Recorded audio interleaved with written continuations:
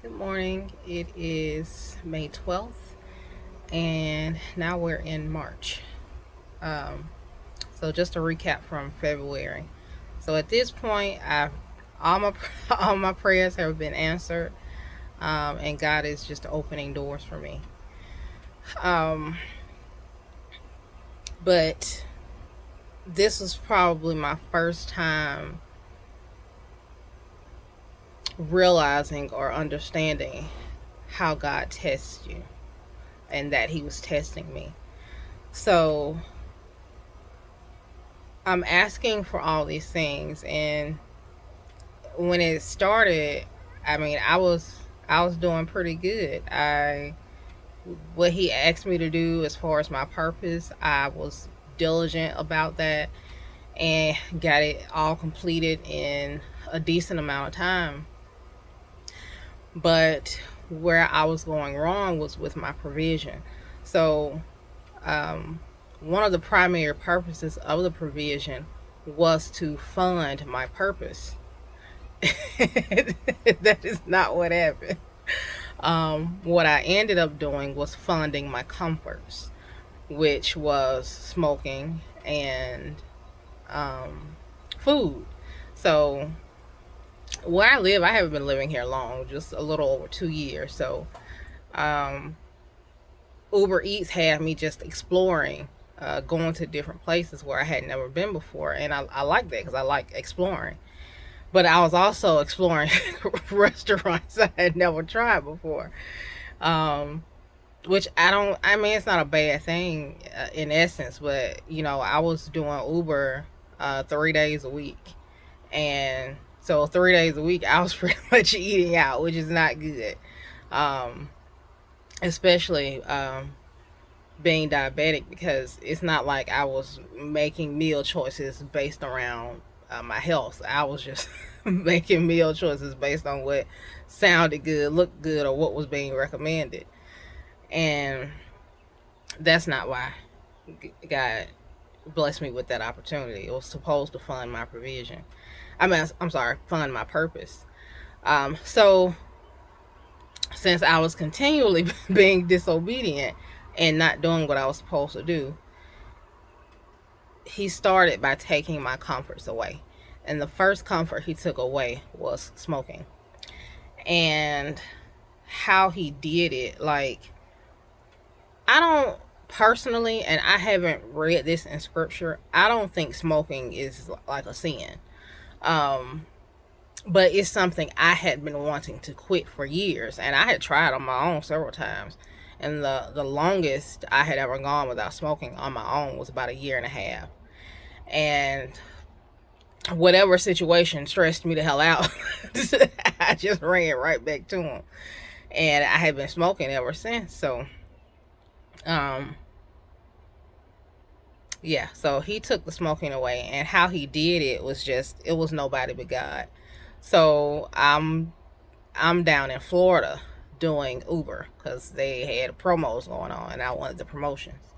So I had a delivery that was gonna be about 25 miles away from where I was. So, and that's normally when I would smoke while I was working, when I had a long drive. So I had like one cigarette left, and I had a brand new pack that I had bought, but the brand new pack I hadn't opened yet. So I'm I'm going down this long highway, like 60 miles an hour. I've got the sunroof open, all the windows down. I'm not smoking, but suddenly my car starts to fill with smoke, and I'm looking out of the windshield at the hood. I'm like, well, is it smoke coming from the hood? 'Cause, like, where is this coming from? Okay, let me start over because I messed up. Before the car started filling with smoke, so I'm going down the highway, and I smell burning. Now, because this is all rural, I can't leave home without seeing somebody burning something on their property. So smelling something burning isn't very alarming. But I didn't like the smell, so I'm trying to get through this area as quickly as possible. But the smell isn't going anywhere. So after the smell just kind of intensified, the car started to fill with smoke. And I'm like, why is the car filling with smoke? Where is this smoke coming from? And I'm looking out of the windshield at the hood. There's no smoke coming from the hood of the car. I look at the dashboard. I'm like, well, are there any lights on that shouldn't be on? No, no, nothing out of the ordinary on the dashboard. And I look down between the front seats and the center console, and it's like a little baby tornado of smoke down there. And I'm like, where is this coming from? So I pull over, and the first thing I'm thinking is maybe it's the driver's seat because it's electric. So I'm like, well, maybe I adjusting the seat, I rolled over a wire and severed it. Or, I don't know. I'm just thinking anything. So I reach my hand down. There isn't much down there. Maybe like a candy wrapper, a receipt, but there's nothing. There's not much going on. So I'm not seeing like flames. I'm just seeing smoke. So I pulled the paper that I did see, and then I reached my hand under the seat, and the only thing I felt was a napkin. So I pulled this napkin out, and the napkin is burning on one side, and nothing. I threw the napkin out the window, but after I threw the napkin out, the smoking stopped. I felt under the seat. Nothing had been singed. Nothing. There was no melted plastic or anything. It was just this burning napkin, and that was my sign. From not that I asked for a sign, but it made it abundantly clear that I needed to stop smoking. And the reason I took that as a sign to stop smoking, because I wasn't new to smoking, especially in a vehicle. I had been smoking for, except for that year and a half that I didn't smoke, I had been smoking for the past 10 years. So, like, why would that happen all of a sudden? Like, this isn't anything new to me. So yeah, there's that. So that night, I never did open the brand new pack of cigarettes. I came home. I finished my deliveries for the day, and reached my goal. And I came home and I told my sister and my nephew exactly what happened. And I showed them the brand new pack of cigarettes I had, and I stomped on them. I put them on the ground and I stomped on them and I threw them away. And I haven't had a cigarette from that day to this one. And the beauty of healing with God, trying to quit on my own, like I said, I've tried it several times. I've tried the nicotine gum. I've tried the patches. I've tried like 12-step programs, like where like you wean yourself off by smoking less and less each day or each week.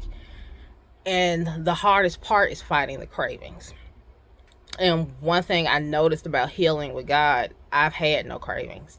I can see people smoke. I can smell somebody smoking, and it doesn't trigger me. It doesn't have me reminiscing or wishing or feeling like I'm missing out things that I was going through at first. So that's another reason why I know it was God, and I thank him for it, because that was, I had been wanting to stop, but it was just too hard for me to do on my own. But he made a way. So we got that out of the way. But I'm still feeding my other comfort, which is food. So, like, I don't think he's gonna take away my ability to eat, but what he had been doing was nudging me to fast. And I didn't start out fasting, but what I started doing was like taking my meals with me when I was working. Just simple things like maybe canned tuna or some nuts, just something to keep me from starving while I was working and to keep me from buying food from restaurants. But the thing is because I like discipline, that didn't change anything. I mean, I would take the food with me, but it didn't get ate. I was still buying from restaurants. I was basically making a fool out of myself. So he, since I refused to do right by food, he eventually took Uber Eats away.